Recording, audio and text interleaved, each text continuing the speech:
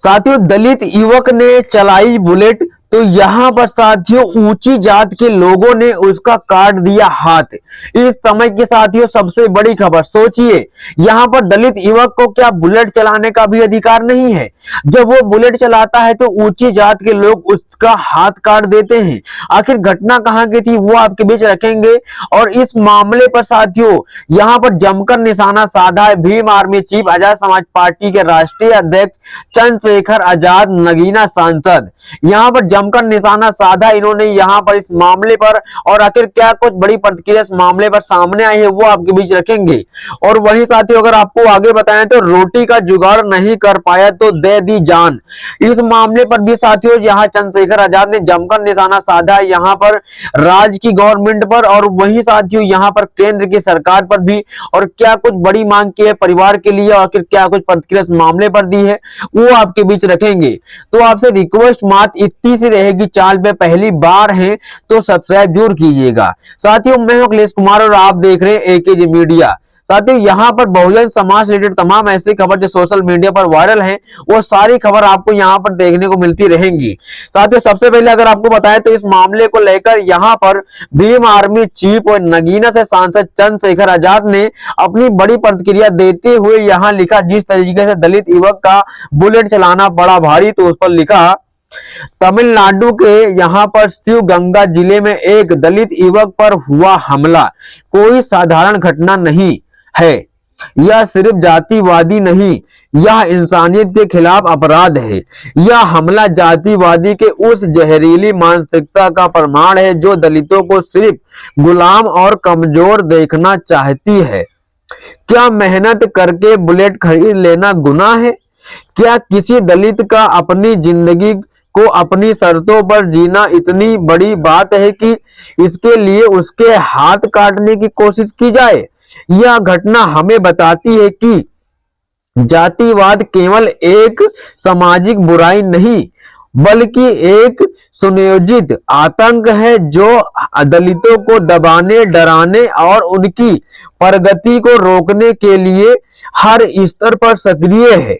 वहीं पर साथियों आगे लिखा, आज भी अगर कोई दलित घोड़ी चढ़े, मूछें रखे और अच्छा कपड़ा, अच्छा घर बनाए, अच्छी गाड़ी चलाए, मंदिर में जाए तो उसे मार दिया जाता है। यह सोच हमें सदियों पीछे ले जाती है।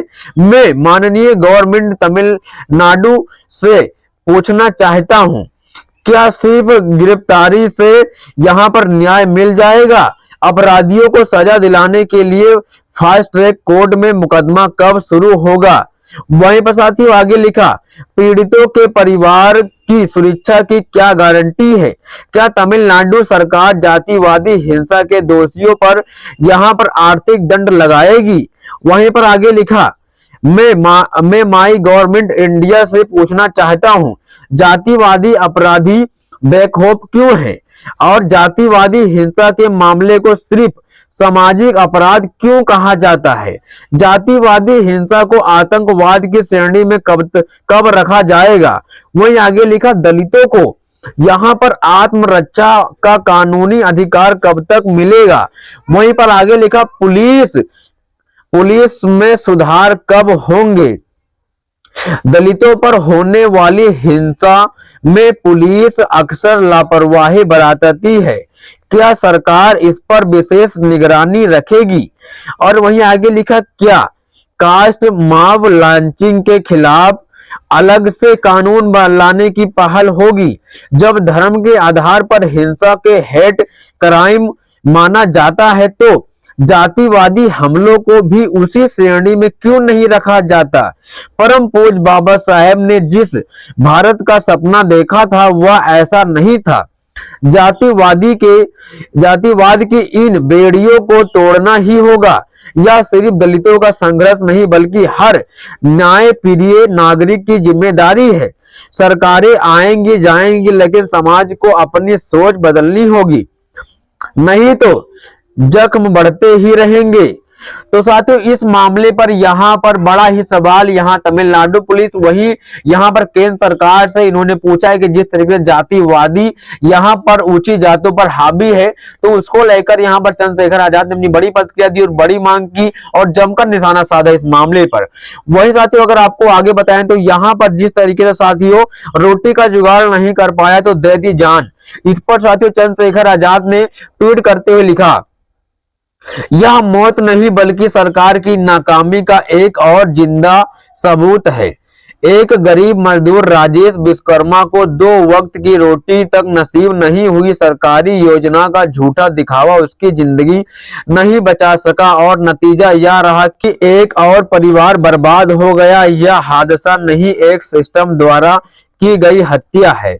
सरकार गरीबों के नाम पर वोट बटोरती है, लेकिन जब वही गरीब भूख से दम तोड़ देता है तो कोई जिम्मेदारी लेने को तैयार नहीं। यह कैसा विकास है जहां कोई इंसान का कदर लाचार हो जाए कि उसे अपनी जान देनी पड़े। बिहार सरकार और केंद्र सरकार दोनों को जवाब देना होगा।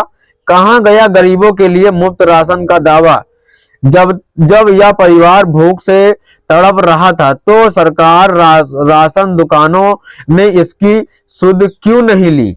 वहीं आगे लिखा, मनरेगा और अन्य रोजगार योजना कहां है? अगर सरकार की योजनाएं सही से लागू हो रही होती तो इस मजदूर को काम की तलाश में दर बदर क्यों भटकना पड़ता?